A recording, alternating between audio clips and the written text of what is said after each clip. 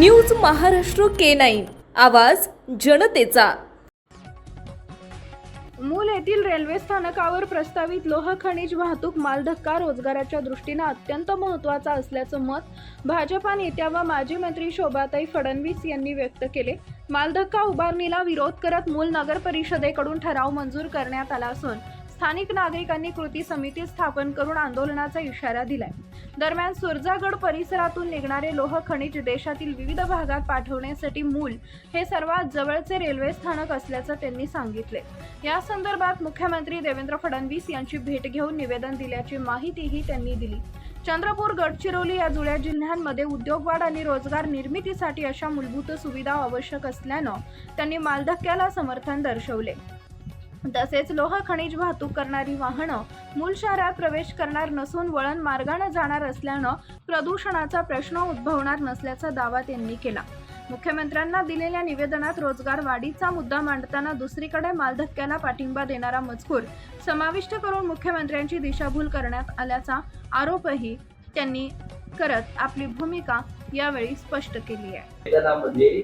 मुख्यमंत्र्यांची दिशाभूल केली मालधक्क्याच्या संदर्भात असा स्पष्ट आरोप आहे, त्याच्याबद्दल काय म्हणू? मला एक सांगा की वाघाच्या ह्याच्यामध्ये किती लोकांनी आम्हाला मदत केली हो, आणि वाघाचा संबंध नाही। वाघामुळे आम्हाला जंगलात जाता येत नाही, वाघामुळे आम्हाला शेती करता येत नाही। फॉरेस्टवाले सांगतात शेतीवर जाऊ नका, जंगलात जाऊ नका, मग खायचं काय? आमच्या उपजीविकेचा मार्ग कोण आम्हाला सांगतं? सांगा ना। कोणीतरी आमच्या पाठीवर हात ठेवायला आलं, कुणीतरी आम्हाला सांगायला आलं की बाबा रे तू हे काम कर, मी तुला पैसे द्यायला तयार आहे। नुसते बोलणं काय अर्थ आहे? अरे वाघाच्या दहशतीमुळे आमचं सगळं जंगलाचा रोजगार बंद झालाय। आज तेंदूपत्त्याचा लिलाव झाला नाही, पण तेंदूपत्त्याचा लिलाव झाला असला तरी वाघाच्या तोंडी जावं लागतं।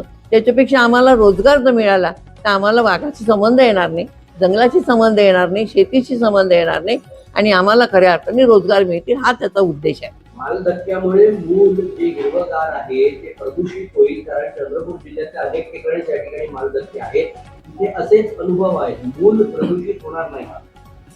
मूलमध्ये गाड्याच येत नाहीये तर प्रदूषण होणार कसं? आजच गावाबाहेरून गाड्या जातात, केळझरवर जातात, केळझरवरून सरळ रेल्वे स्टेशनला जायचा रस्ता आहे। गावाचा येता कथाची कुठलाही संबंध आमच्याशी नाही आहे। गाड्याचा, मालधक्क्याचा आणि गावाचा कुठेच संबंध नाही आहे। आणि बायपास रोड होत असल्यामुळे बायपास जेव्हा गाड्या जातील तेव्हा गावात काहीच येणार नाही हो। प्रदूषण येणार कुठलं आहे? गाडी आली तर प्रदूषण होईल ना, तर गाड्यात नाही येणार तर प्रदूषण कुठून होणार आहे? मला असं वाटतं की हे प्रश्न मला विचारण्यापेक्षा तुम्ही त्यांनाच विचारा की आम्हाला दाखवा कुठे प्रदूषण आहे, तुम्ही आम्हाला दाखवा कुठे प्रदूषणाच्या गाड्या येणार आहे, तुम्ही अभ्यास करा। आपण दीर्घकाळ लोकप्रतिनिधी होता। महाराष्ट्रातील महत्त्वाच्या आणि ताज्या बातम्या पाहण्यासाठी आमच्या न्यूज महाराष्ट्र K9 चॅनलला YouTube वर सबस्क्राईब करा आणि बेल आयकॉन प्रेस करा।